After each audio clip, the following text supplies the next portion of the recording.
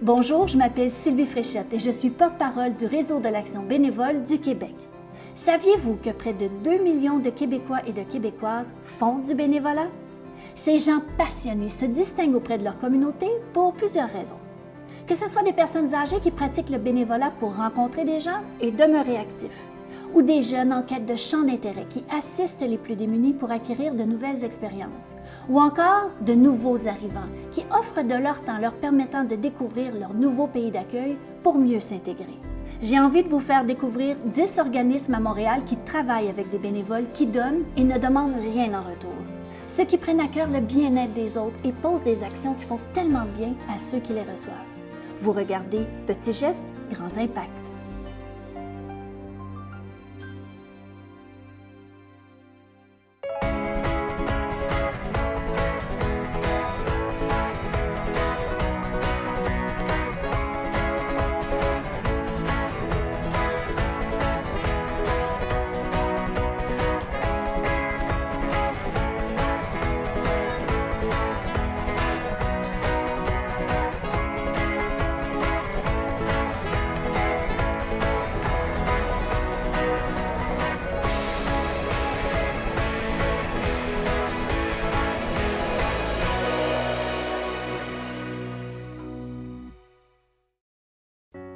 Au Québec, une personne sur 6 peut souffrir à tout moment de sa vie, d'une forme ou d'une autre, de maladie mentale.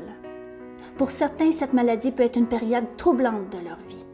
Certaines personnes perdent leur emploi, d'autres s'isolent complètement de la société. Heureusement, il existe des organismes communautaires à Montréal tels que Brico Plus, qui offrent la possibilité à ceux qui vivent avec un problème de santé mentale de faire un travail bénévole afin de s'intégrer un peu plus dans la société, ce qui renforce leur confiance en soi. Je vous propose de rencontrer ces gens attachants pour qui le bénévolat a complètement changé leur vie.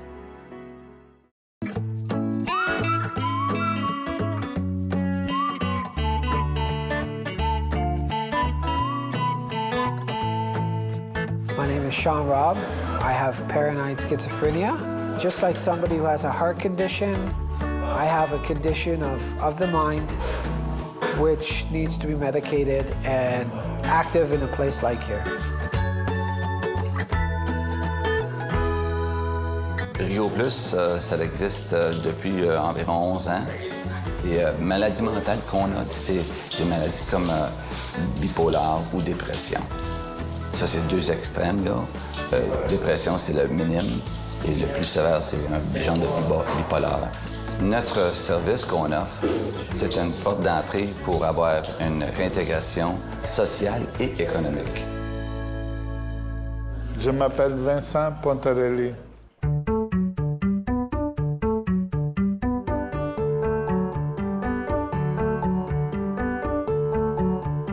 J'ai 54 ans.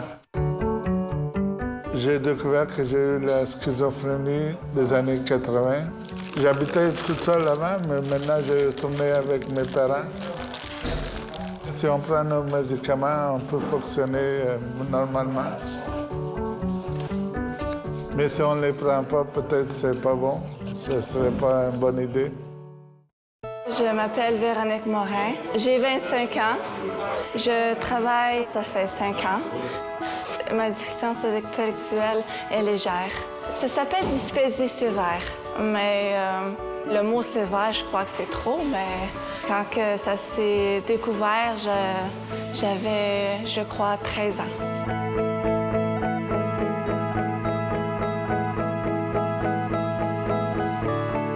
Beaucoup des travaux sont un peu routiniers. C'est simple, puis c'est important à savoir parce que faisant part de leur réintégration, ils doivent commencer avec des routines simples. Je suis ici 20 heures par semaine. Le rôle ici, c'est emballage de toutes sortes de travail, comme les clipboards. Ici, c'est les collants Wix.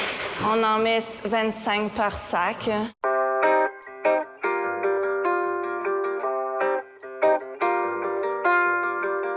La routine, c'est important pour quelqu'un qui souffre des troubles mentaux. c'est parce que la routine, c'est que ça leur amène une stabilisation personnelle. Ils se sentent confortables dans leur milieu de routine. Et elle l'accomplit, ça lève la confiance et ils vont se permettre de faire des travaux un peu plus complexes dans le futur. Mais je vérifiais si le morceau était bon ou pas. Je vérifie s'il y a des trous ou de la poussière dans le plastique. Si c'est bon, il met un autocollant puis il le met dans la boîte.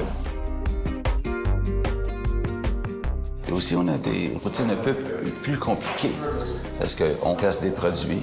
Ça veut dire le niveau, c'est pas mal plus élevé en certains cas. Ça veut dire on a une capacité, puis ils ont une capacité de faire des travaux un peu plus complexes. It's not routine for anybody because they're not sure when they're going to have work. And when they have work, they appreciate it, whatever it is. And if they can't do the work, then they have problems. Avec le temps, quand ils s'améliorent leur situation, il y en a parmi eux qui deviennent un peu plus auto-indépendants. Ils sont capables d'aller trouver d'ouvrage ailleurs, puis se réintégrer dans la société. Je viens ici 5 jours par semaine. J'ai rencontré beaucoup de gens.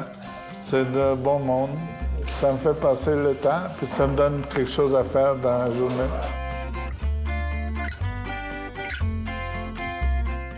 Les participants sont référés à nous vis-à-vis un centre communautaire, une clinique, CLSC. Ils vont nous appeler, ils vont nous dire on a certains cas, on veut leur aider, puis on demande le participant qui nous visite, qui vienne voir qu'est-ce qu'on fait ici. Puis c'est très important que le participant soit à l'aise dans leur environnement quand ils viennent ici. You know, I have a really hard time getting up in the morning. That's just me. With medication, whatever, it's just me. But when I get here, I know I'm going to work. And when I get here, after I start to work, I start to feel all right. And get the job done really quick. And at the end of the day, feel good about what I've done.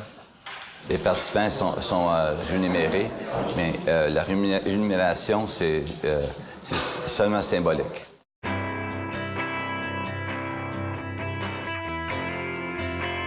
Il y a un sens de valorisation entre eux quand ils viennent ici aussi. Ils ont l'orgueil plus que tout le monde. C'est incroyable. Le niveau d'orgueil, c'est incroyable. J'avais une compagnie dans le passé et puis on utilisait les services de Brico Plus. Et puis, quand ils travaillaient, les tâches qu'ils faisaient, c'était fait mieux qu'une personne normale, disons, qu'on considérait normale.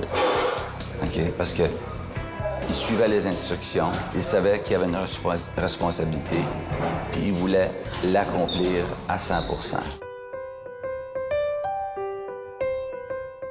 Je suis beaucoup une personne qui reste à la maison, mais je sors plus aujourd'hui qu'avant. Je suis moins isolée, je suis beaucoup plus ouverte, moins paresseuse. Je bouge plus, je marche plus, ouais. Je travaille avec beaucoup de fierté. Je dirais que je suis pas mal normal. Je dirais, si on prend nos médicaments, il n'y a pas de problème. Pour moi, en tout cas, j'ai pas vraiment de problème. Je peux fonctionner. See, I haven't had a job for 12 years. The longest I've had a job before this was 10 months. Part of it was the illness. Part of it was my attitude for work. When I don't have my medication, I get really sad, I get weepy. Before I came here, I would sleep a lot. And I needed that sleep, okay? I'll be honest, I needed that. But gradually over 12 years, I function on a high level, if you ask me. Working here all day, and then after work, I have activities after work. I have other groups that I go to. On the weekend, well, sometimes I slack off on weekends, but I do a lot of things on weekends too. So the balance is getting better.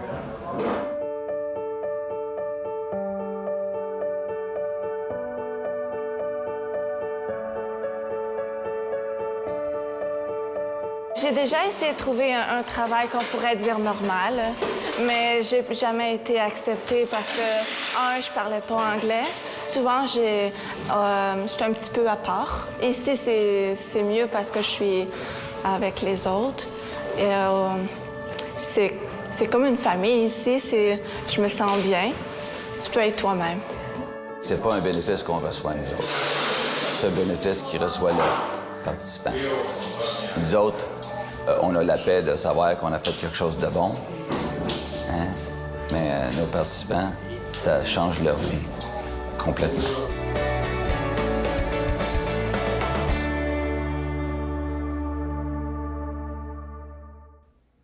Le bénévolat fait du bien, brise l'isolement, rend service, construit des ponts et des amitiés, partage les passions et donne espoir. La satisfaction et le bonheur que génère le bénévolat apportent non seulement à la personne qui reçoit, mais autant sinon plus à la personne qui donne. Et tout comme un sourire, ça ne coûte rien. Votre communauté a besoin de vous. Qu'attendez-vous pour vous impliquer? J'ai fait des bonnes connaissances. J'ai fait des amis, bien sûr. J'ai appris à être moins gênée. J'ai appris surtout l'anglais, parce qu'il y a beaucoup d'anglophones ici. J'ai appris à être plus social avec les gens. Mon copain est ici. On est rentrés en même temps. Notre objectif, OK, c'est nos participants. De prendre soin d'eux, de prendre soin de leur maladie mentale, leur réintégrer socialement et économiquement.